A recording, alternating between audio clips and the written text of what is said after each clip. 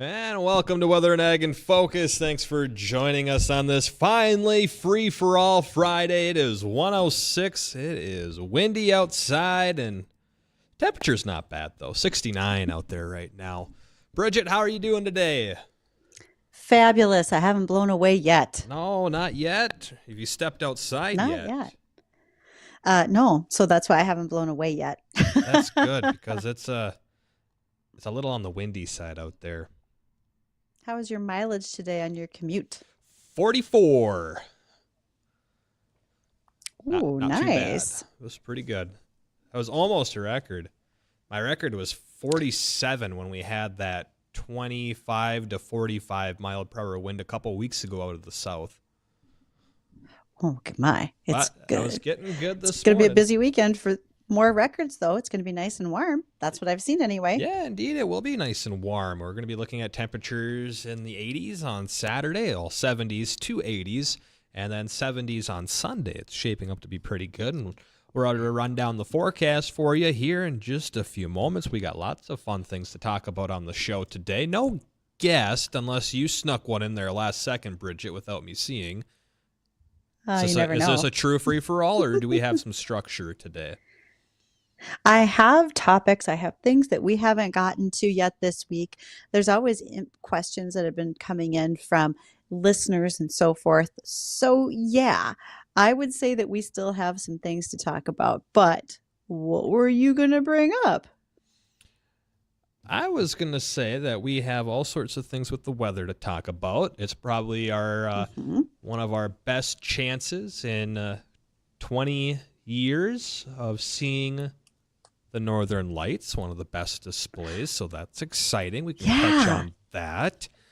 And yep, that's like a you big said, thing for tonight. You have a bunch of ag topics to get to. We got to talk about ag and baseball, ranchers that are hosting a chef for a beef education, and also the Leopold Conservation Award nominees needed in Minnesota, right? Right. And let's not forget about the fact that it is beef month. Next month will be dairy month. So we're going to be coming up on all of those fun facts. We've got lots of things that we can share and talk about when it comes to all the things that are going on in that time frame. But I have two questions. One is, if I travel further south tonight, can I see the Northern Lights, and when's my best viewing? And by the way, where's Dean? I think Dean is on a golf course somewhere, believe it or not. I think he is out there seeing if he can break a record driving a ball in a 30 mile per hour wind. So we wish him the best of luck. The best of luck to you, Dean, and for that goat that you constantly give me. More cowbell. We got the cowbell. How's that? We like it. I got the cowbell. Hey, you want to be a part of the conversation today? Ask some questions about the Northern Lights, the geomagnetic storm, the weather, or any of our agriculture topics, or maybe it's a separate topic you'd like us to talk about. Give us a call on the Red Wing Shoes Shoe Line, 701-293-9000. Again, that's 701-293-9000. You can always email us as well, weather or ag @flagfamily.com, and you can drop those comments there on Facebook and YouTube Live, where you can watch all the shenanigans behind the scenes, where we're usually trying to get Bridgette in trouble. We're usually trying, and she is frantically answering questions from people. Had a little bit of a, not a little bit, but I had a really great conversation just over on Twitter. I host a Twitter chat every Friday at 11:30, and I had that just prior to getting on air here. So I am trying to respond to those, because I think there's probably things that we can also be using here on air today too, because wow, when we say AI, first there could be artificial intelligence, artificial insemination. Those two things don't necessarily always cross over, but I had some really eye-opening moments when we talked about artificial intelligence in agriculture and social media here just a few minutes ago. So we'll have to get into that today too. Yeah, we definitely will. Let me give myself a little reminder here. Yeah, I got a list started. Yeah. Ag. All right. That How sounds about awesome. Tell me about the weather and how I'm going to be able to watch the Northern Lights, and I'll tell you about AI in ag. Yeah, so what's going on out there right now? We're looking at temperatures near 70 degrees here in Fargo, a lot of upper 60s within the valley over in the lakes country, although it will be a little cooler and windier, in fact, and rainier on the east side of the river over in the Minnesota. There are several isolated showers that have developed, and a couple of those may develop into a thunderstorm. Not that there's much energy for these storms to tap into, but with a bunch of other big complicated words, they might be capable of producing some wind gusts in excess of 60 miles per hour in areas of central and eastern Minnesota. So a bit outside of our area, but within our neighborhood, could see some strong winds towards the central and eastern portion of Minnesota. May even get a severe thunderstorm with one of those storms. Again, it's just a possible wind threat, nothing likely or overly likely. We'll just stay dry here in North Dakota, east side of the river. Again, a few showers. We will get in on the cloud cover, so it's going to be partly cloudy to partly sunny with a high near 72 today. Northwest winds 20 to 35 miles per hour and some gusts as high as 45. Right now it's gusting to 33. So it's windy. But the good news is, Bridgette, as you were talking about, when is it going to be my best opportunity to see the northern lights tonight? Well, the wind's going to be light tonight and temperature's not too bad, mid-40s. So the weather's going to cooperate with us. The skies are going to be mainly clear to partly cloudy in a few spots. As a whole, it is going to be a clear night. So it's going to be pretty good. And really, any time after dark, you will have an opportunity of seeing the northern lights. This event is expected to peak between 1 and 4 a.m. And really, like I said, you could be out there any time before or after that and still see a pretty good light show. Okay, so do I just stay up late or do I set my alarm to get up really early if it's between 1 and 4 a.m., which is my best bet here? I mean, if you plan on going out and staying out, and if you're not really much of a night owl, maybe take a quick nap before and wake up at 10 and see what things look like. And I would always turn your notifications and alerts on your phone. Not that your phone has that ability, but if you download an app, that will have the ability. And the app that I like to use is just simply called Aurora. It's purple and blue, and it says Aurora right in the middle of the icon with kind of a forest down below. And that will give you what the current KP index is, which is the unit that they give the strength of our geomagnetic activity up in the atmosphere, the particles that are slamming into the earth from the sun. And that goes up to about 9, I think. So anything above a 5 is pretty good, and it's expected to peak at about 8 or 9 tonight. So it's going to be a pretty active wave of aurora throughout the area tonight. So on that app anyways, you can turn on the notifications and the alerts that alert you when the most probable and your best percentage chance of seeing the northern lights are in your area. So I like to use that one because I'll always get a little notification that says, hey, aurora activity may peak in 45 minutes, or you have a 50% chance of seeing the aurora outside right now. Of course, get away from the cities, the light pollution, the light bubble. You want to be in complete darkness. Yes. So I haven't decided exactly how my night's going to go yet, but I should probably just set an alarm just in case. I mean, let's be honest, 4 a.m. I probably have to wake up and pee anyway, so might as well just get out of bed and go check the northern lights out. It'll be fine. Yeah, like I said, I mean, it's not going to be just between 1 and 4 o'clock. I mean, it could happen at 9, it could happen at 11, it could happen at 1. It might happen the entire time in between there periodically. It's just so hard to predict exactly when those waves of energy are going to slam into the atmosphere. But there's several waves of them that are coming. So it's not just one. There's multiple that will continue to give you outbursts of northern lights. Well, we have a listener who has a question for you, Justin. It's the home opener for the Redhawks tonight. Therefore, they are wondering, what does the forecast look like for post-game fireworks? Any ideas? Well, what time's the game done? When are they start? I'm guessing they probably start at what, 7? I'm going to say they're going to start at 7. I'm kind of thinking that as well. So the game should be done by what, 9, 10 Let's o'clock just maybe? go 10 with o'clock? 10 at the latest. Let's split it and say 9:30 because by then it's getting pretty dark out. We aren't at our longest days yet. Well, we should be looking at temperatures in the mid to upper 70s by about 9, 10 o'clock. And by then, the wind will start to lighten up as well. It should only be about 5 to 10, 5 to 15 miles per hour to the north. So all in all, I say it's looking like a great night for some fireworks there, Bridget. All right. That's excellent. And you know what the best part about that time of year for fireworks is? Right now, we hardly have any bugs. So go with it. You It's know, excellent. I was a little upset the other day while I was strolling through my backyard, and I walked in through the sliding glass door and I turned around, and do you know what slammed right up against the sliding glass door and stuck to the window and stared me down in the face? A giant wasp. It was a mosquito. It was Was he looking at me, trailing and I you? looked at it. I pounded on the window, and it just stayed there. First Okay, mosquito well, of the year. absolutely. And it sounds like you were the hunted. So good It luck. tracked me through the whole backyard. I'd carry a can of off if I were you because it sounds like this one is gunning for you, pal. Yeah, the mosquito can off. That's right. Okay. Well, we've been talking about baseball. I have some Hmm. things about baseball, so I can't wait until after the American Egg Network so we can talk about baseball and ag. And it's not just the brats that you eat at the game, there's so much more. I bet I have you intrigued now, don't I, Justin?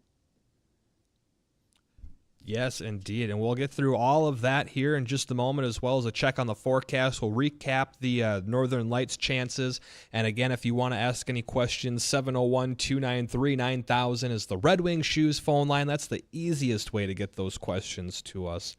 Or you also have the opportunity to send an email, weather or ag at flagfamily.com. Stay tuned. We'll get up to date with the American Egg Network, and we'll be right back.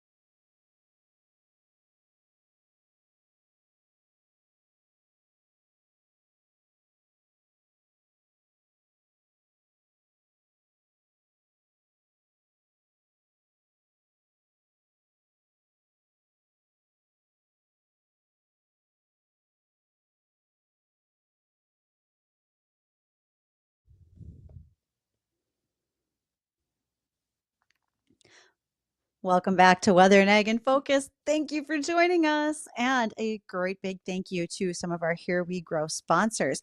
Again, we've got 20 acres of corn already planted in the ground, and we are looking forward to sharing our profits with Farm Rescue. In fact, they're going to join us on air, Justin, on Monday next week. Right So we can on. talk about what we're doing in our project, as well as we can talk about what Farm Rescue does. Also, Operation Haylift, the new Busch Light beer cans that are coming out that are going to benefit Farm Rescue, and so much more. But besides Farm Rescue being a part of our project, so is Pivot Bio. Bill Shores joined us yesterday. We talked a lot about the fertilizer cycle, nitrogen breakdowns, how Pivot Bio and their product play into that situation for wheat and corn growers. Foltz Buildings is also on our side, and we much appreciate that they have taken the time. They are built by fully experienced crews. They have warranties that are second to none. And with 40 years in the business, Foltz Buildings is an industry leader. Thank you for joining our project with Here We Grow. We had a caller, Justin, to the Red Wing Shoe line. And for anyone else who wants to reach us, you can do so at 701-293-9000. And that caller was asking in regards to fireworks tonight at the Red Hawks, are we too dry to be lighting off commercial fireworks? So a couple of points to make. First of all, we've had recent rains, so things have greatly improved in that arena to begin with. Two, these are a lot of higher fireworks as far as we're not going to see things lower to the ground where we can see more sparks that could possibly get into some dry material. So when they have that higher lift and with the clear skies you're talking about tonight, they will get up and away quite well. And then also, the Red Hawks is a very responsible organization, would make sure to have all that clearance done before they started lighting any fireworks off. And to the North Fargo residents, well, that's just a little benefit of you being close to the stadium. You're going to get a great show later on this evening, followed by the Northern Lights. It's going to be a good night to look around. Sure is. Should be all sorts of fun things to do this evening. Go to the Red Hawks for the opener, and then get out of town and look for the Northern Lights. Enjoy the evening is exactly right. Yeah, you saw a good little outburst of the aurora last year. You were driving back from Bismarck, I think, and you said you got about a good hour drive. Yeah, I've caught them a couple of times, and I think I still have pictures on my phone from a drive back from McCluskey, so that was north of Bismarck. But then also I've seen them where they've been bright enough that I could stand in my driveway and see them. And I just live kind of on the edge of town. I'll send those over to Addison, our sound engineer, and see if Addison can plug those into our live stream. Because if that's what we get to see tonight, it's going to be a pretty spectacular show. I think people will be very impressed with the Northern Lights. Yeah, I'll get those photos over to them. That'd be great. And if anyone else wants to send your photos, feel free to do so, weather or ag, at flagfamily.com.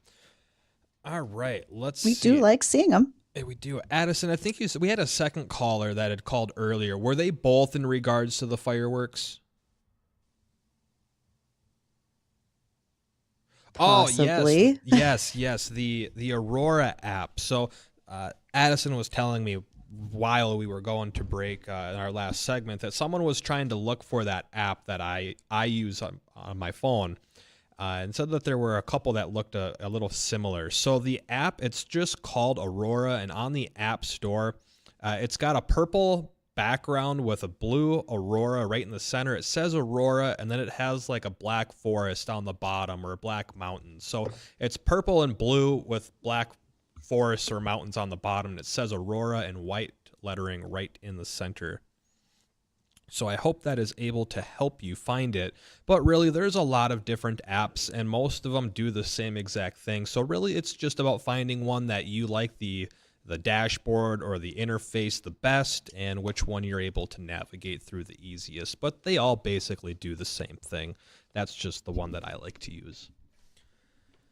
Well, and your recommendation is excellent because I'm pretty sure you've researched it quite closely. I dabbled in it a little bit. Well, speaking of dabbling, things that you might like. I know you play softball. That's so closely related to baseball because in my mind, first of all, the extent of my sports knowledge was on display on our most recent Here We Grow video that came out as I gave a pep talk to our corn seed.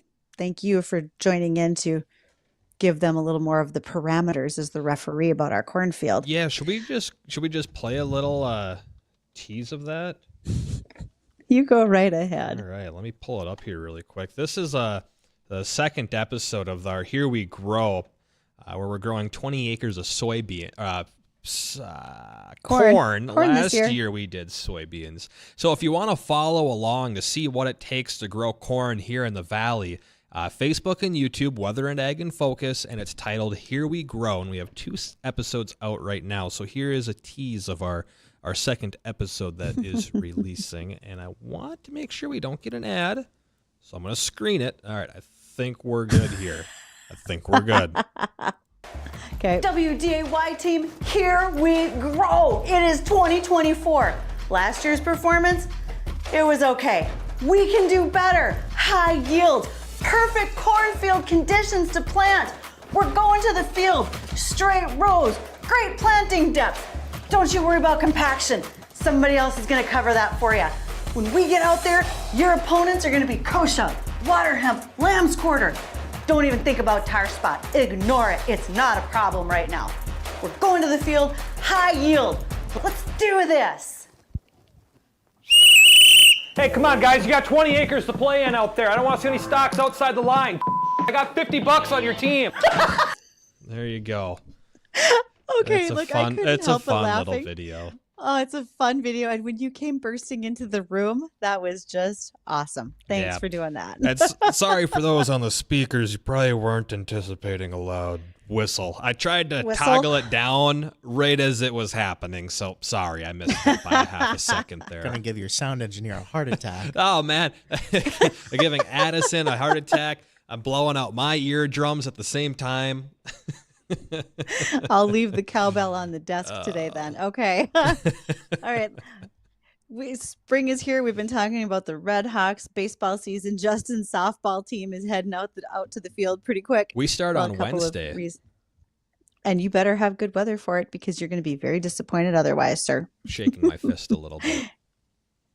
Well, there's a few things to know about baseball and agriculture. First of all, one cow can provide enough leather that's 50 to 55 square feet to make approximately 144 baseballs or 12 baseball gloves.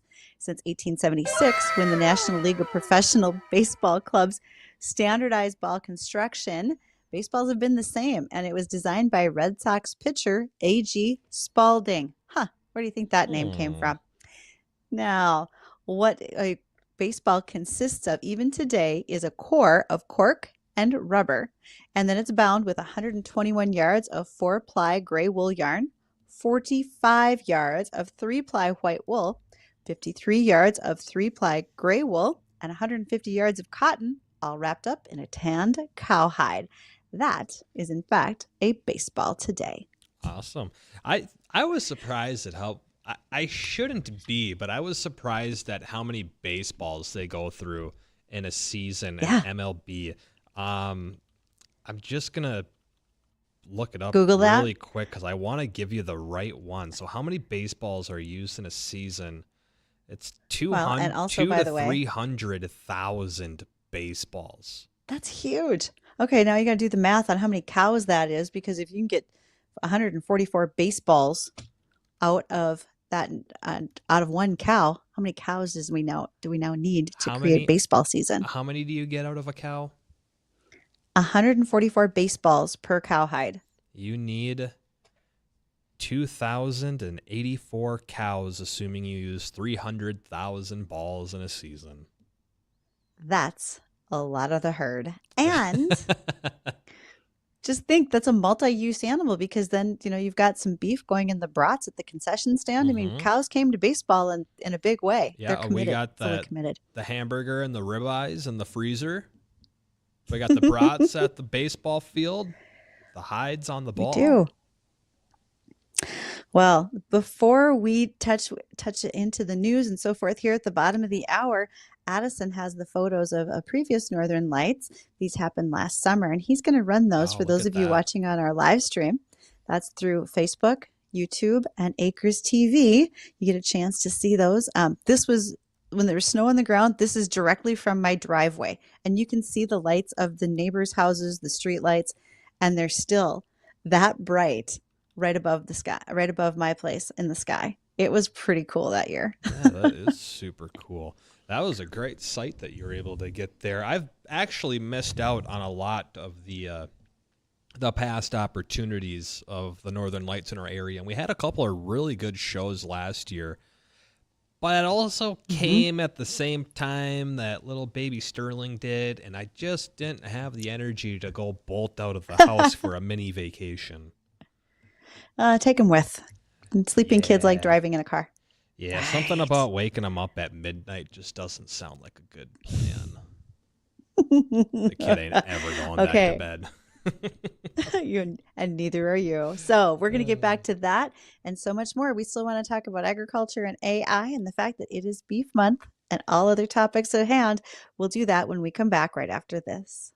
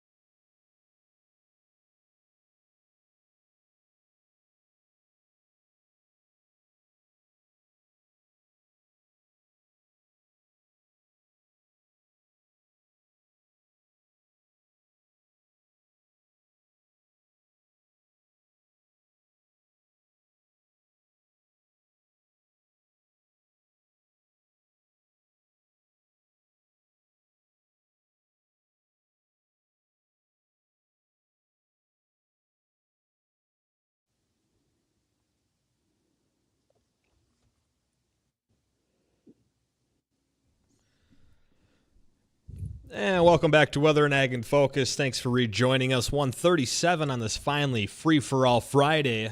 Numbers for the program are 701-293-9000. I got open lines if you want to ask some questions or be a part of the conversation. And we got a rundown on the forecast coming up here in a bit. Currently, several isolated showers over in northwestern Minnesota, a couple of thunder showers. Those are working their way down to the southeast into central Minnesota. Just basically rain, a little bit of thunder, and some gusty conditions around those showers, while over in North Dakota, things are relatively dry, just partly cloudy to partly sunny. Temperatures are in the mid to upper 60s, near 70 here in Fargo right now, with wind gusting to 35 out of the north.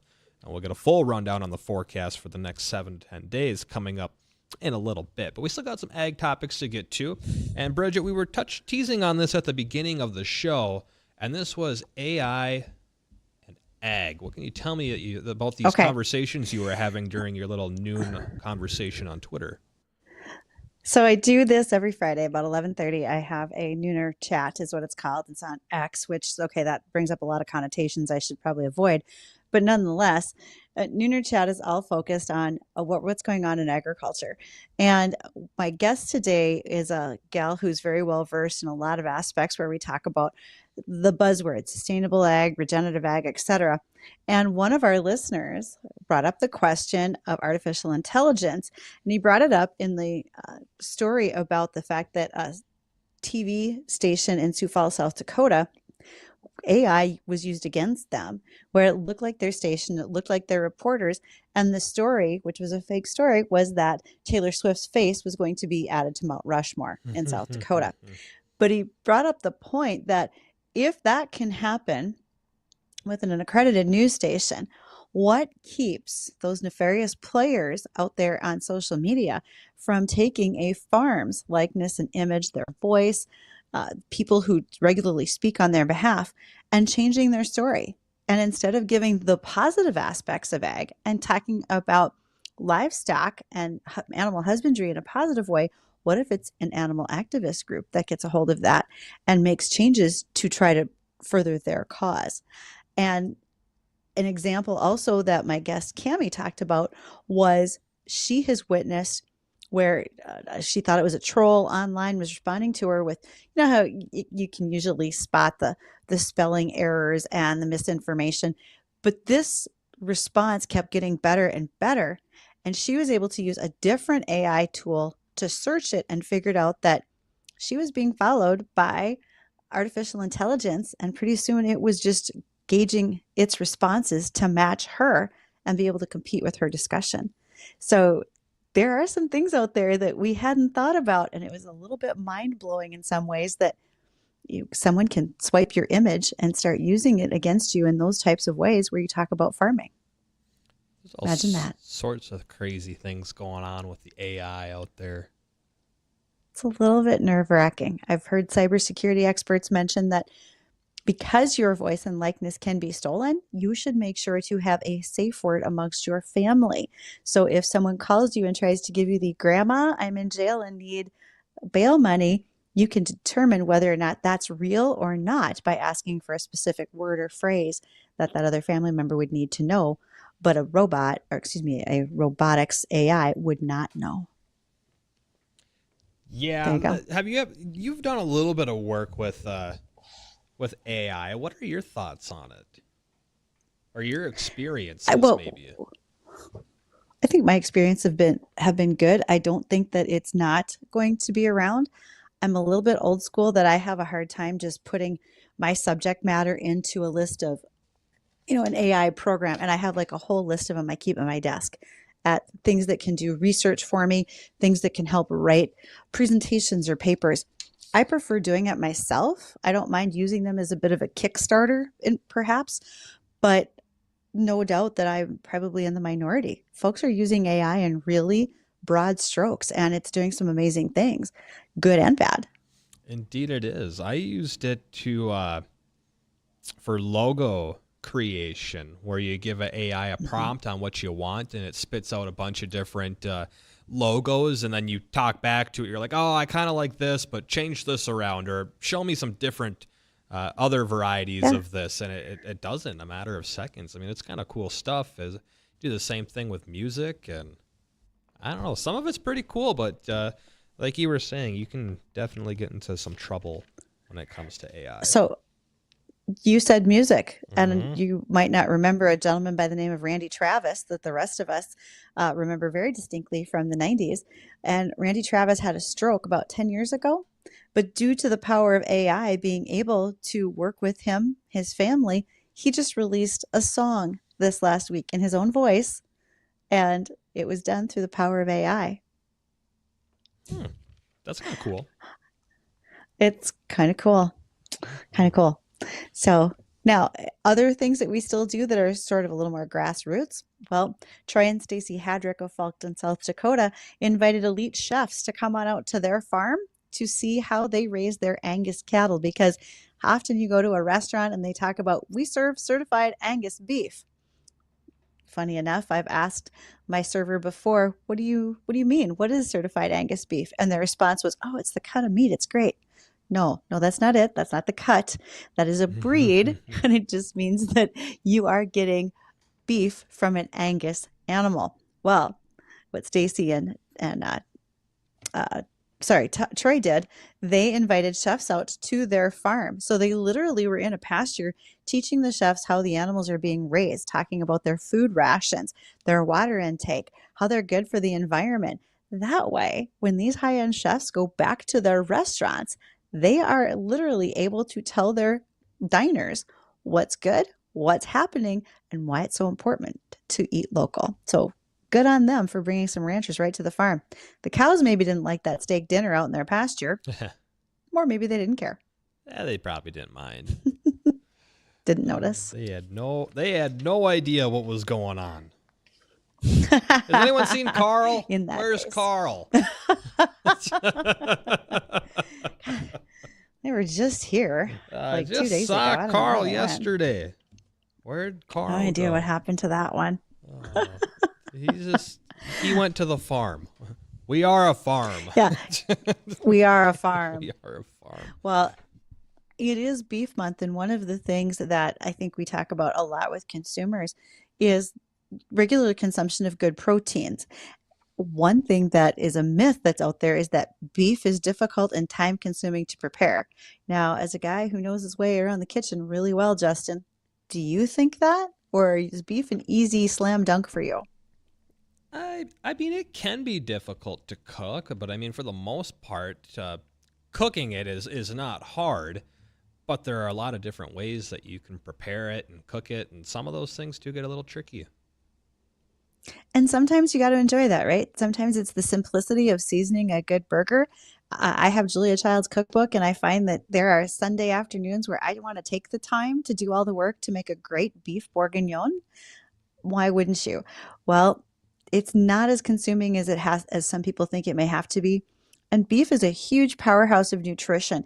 If you are able to use common ingredients and just put the right cooking method, as you mentioned, Justin, to that cut of meat, that will help you tremendously. Going to beef.org will help you do some of that. Plus, you'll be able to find recipes. And then if you add in sides of fruits, veggies, whole grains, there's so many different ways that you can get a well-rounded diet by consuming beef. So, endless amount of culinary possibilities right there for you, provided by beef. And May is beef month. June is dairy month.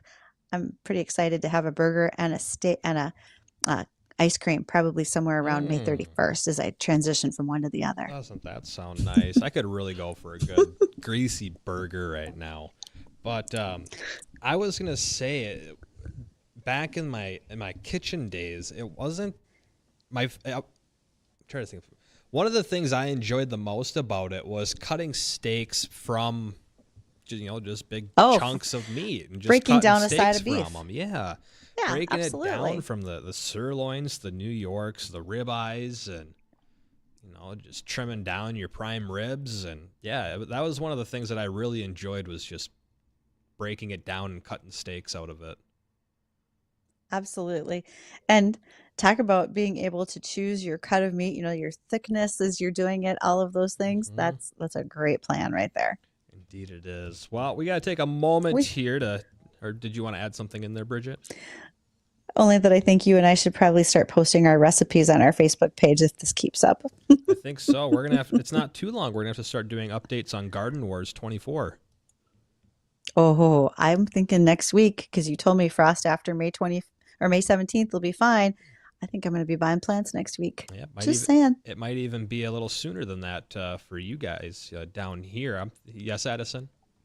We can just move some of the cameras into the break room. We've got a pretty good kitchen here. When are we going to do the special WAG cooking episode? Ah, we could do the Iron Chef WAG edition. Yeah, You get Dean as a sous chef. I don't want Dean on my team. Dean could be on his own team. We'll see how well he's cooked a lot of stuff he's brought in. It smells all right. I want to see what he could muster up. I think that'd be great. We could do it like a Chopped where you just don't know what ingredients you're going to have till you open your basket. Oh, that would be fun. We should maybe All right. consider doing that.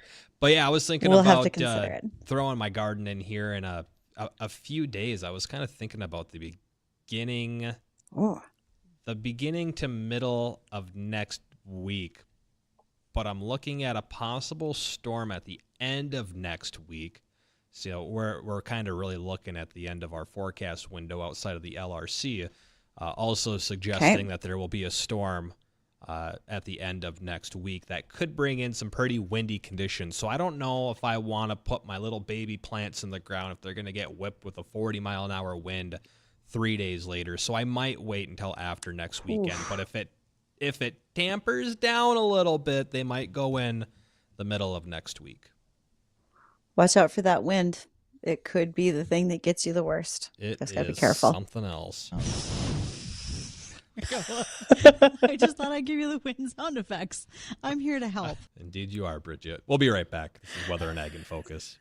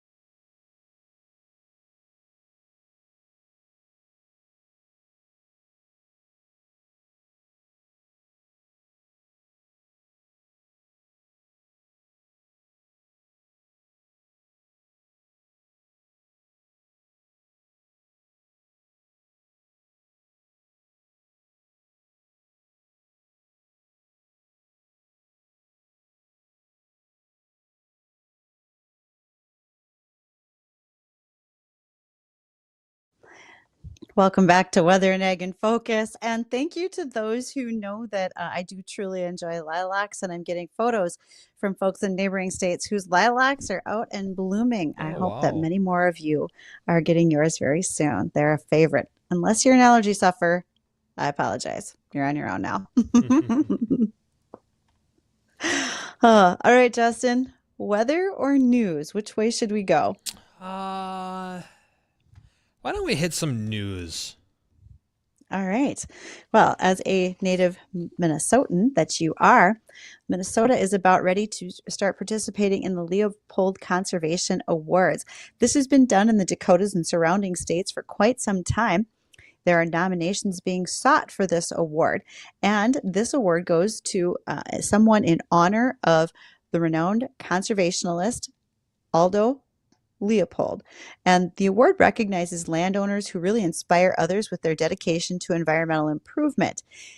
Leopold wrote a book in 1949. It was called A Sand County Almanac, where he called for a land ethic, which was an ethical relationship between people and the land that they own and manage. This award has been going on for a number of years. The recipient in each state receives $10,000, and then their success story of conservation practices is shared all around the region. So if you are interested in nominating someone for the award, you can drop me an email, ag@flagfamily.com. I'll send you the link so you can go ahead and get your favorite folks signed up, possibly to win. Very cool. And I wanted to... Oh, yeah, go ahead. okay. Speaking of winning, don't forget to check out Steve Carney, that fishing giveaway. You got to go to our website, click on the hot links, and nominate your favorite veteran to take them fishing with Steve Carney.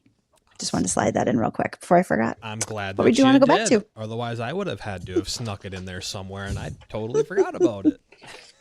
Okay. I wanted to ask you about things that are going on with bird flu. I heard some things over in Michigan were making news in terms of bird flu. Maybe if there was an update in North Dakota and Minnesota, and then as well, the bird flu is making changes in dairy cattle rules, is it not? So what we've got is a number of things going on. First of all, bird flu in dairy animals has been confirmed in 9 states. North Dakota and Minnesota are not of either one of those states. South Dakota did confirm. Now, there's rules that USDA has put out saying that if you're going to have interstate travel of those dairy animals from one state to the other, the cows have to pass a negative flu test before they can go, because you don't want to move bird flu from one site to the other. Also, they are reminding people working around dairy animals, particularly in herds that have been affected, to make sure to wear their proper protective equipment. That would be something that not everyone follows through, especially as we get warmer weather. Folks don't necessarily want to make sure they're wearing the gloves or anything like that, but you really want to make sure that is in fact happening. There have not been human cases of infection of bird flu, aside from someone who during the initial start of bird flu in birds and poultry a couple years ago, someone had a nasal swab and they found live virus on that human. Now, additionally, milk is being tested by the FDA, Food and Drug Administration. There have been fragments of bird flu virus found in some milk samples, and it was a small amount, but also it's a dead virus after the pasteurization. So even if they find fragments of the virus, it's not live and therefore not affecting humans. Ground beef is being tested by the Food and Drug Administration as well to make sure that that is safe.